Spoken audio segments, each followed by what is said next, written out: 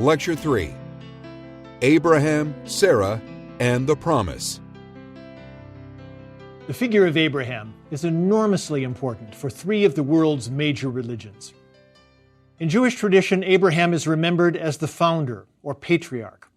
He's considered the father of the Jewish people. For Christians, he's an exemplar of faith. Christians find in his story the prospect that all who have the faith of Abraham will share the blessings God promised him. For Muslims, Abraham is a prophet and reformer. According to Islamic teaching, Abraham rejected idolatry and called for obedience to the one true God. The traditions about Abraham have grown and developed over time. So in this lecture, we'll go back to the biblical text and consider how he's portrayed in Genesis chapters 12 to 25. A primary theme in the narrative is promise.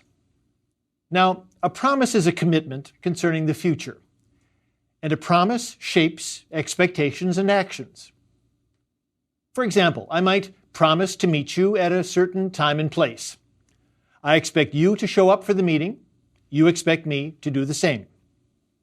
But with a promise, there's risk, because you have to go to the meeting without knowing for certain whether I will come. And you risk losing your time if I don't show up. We know that the greater the promise, the greater the expectation, and the greater the risk. So if I take out a large loan, my creditor will have high expectations that I'll keep my promise to pay it back. And since he'll lose money if I don't follow through, he'll put legal safeguards in place to help manage the risk. Well, in the story of Abraham, the theme of promise is taken to another level altogether. Here, the one who makes the promise is God. It's the promise of God that calls Abraham towards a future that is to be filled with blessing. And it's the promise of God that moves Abraham to risk everything in the hope that God will follow through. But we find that moving toward that promised future is no simple matter.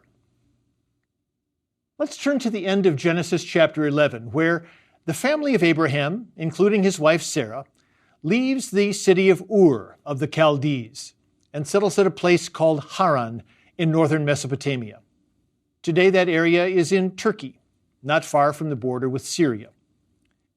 The story is set in the early second millennium BC, maybe somewhere between 2000 and 1800 BC. The moment that sets the direction of the story occurs at the beginning of chapter 12. Here God gives Abraham a promise that has three parts. First is land. Abraham is to leave his land, his extended family, and his father's house, and go to another land, which God will show him. Second are descendants. Abraham is told that he'll be the father of a great nation. His descendants will be numerous. Third, there is blessing.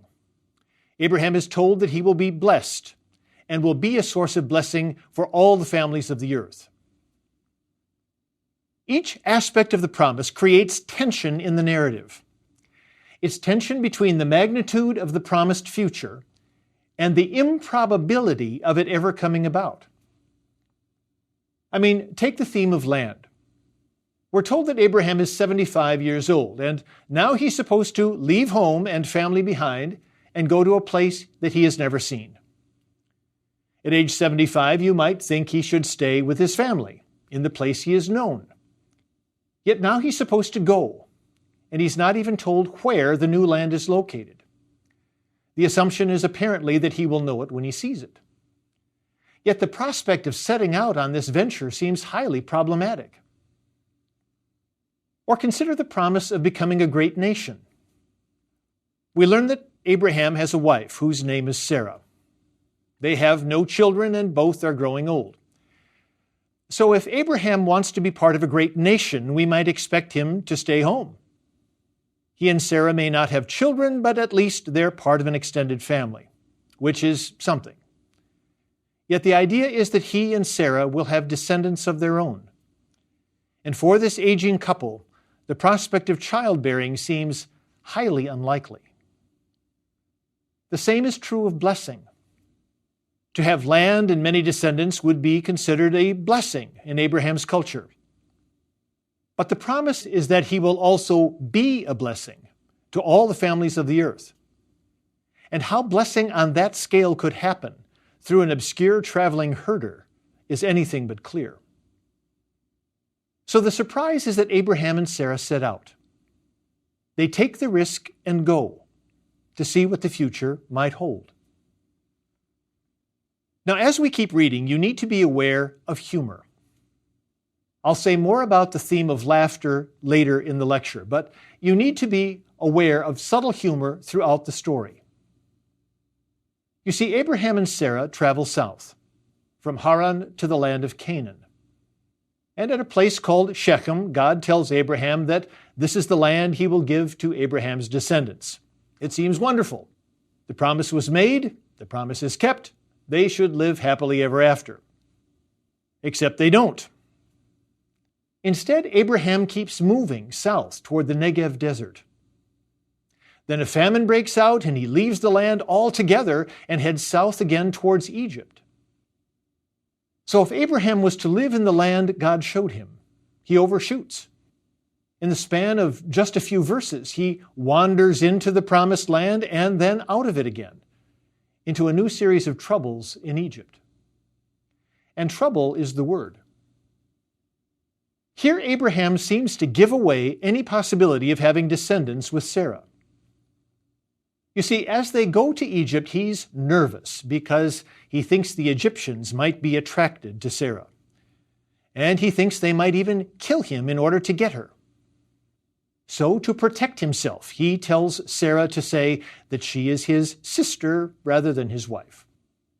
Because if they think she's only his sister, they might leave him alone. Well, at this point, we can only wonder what Sarah thinks of the whole scheme about concealing her identity. But unfortunately, the text doesn't tell us.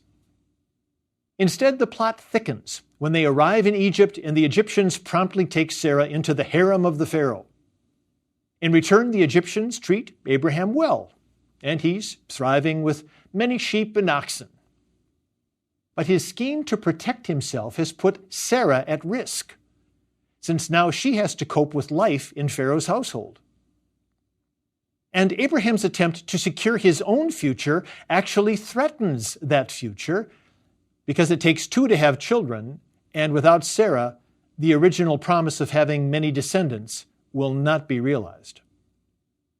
So to get things back on track, God afflicts the royal household with plagues, and the Pharaoh realizes that the calamity has somehow been triggered by Sarah.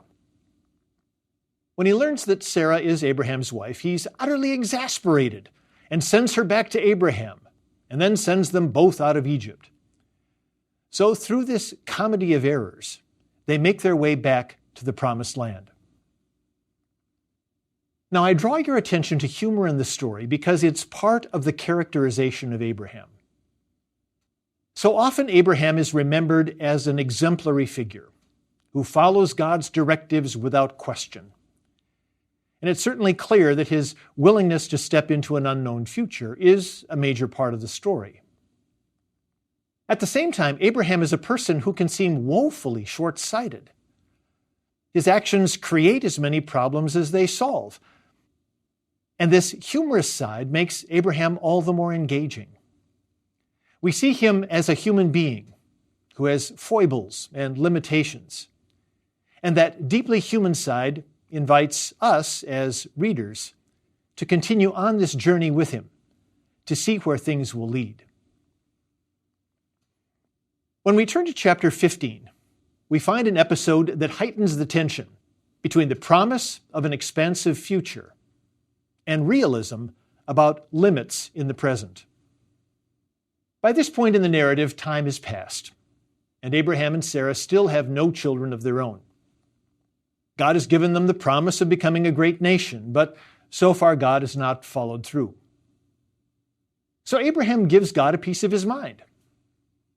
He lets God know that he has now made out his will. And since God has given him no children, Abraham has named a household slave as the heir who will inherit all his property. Given the situation, that's only realistic.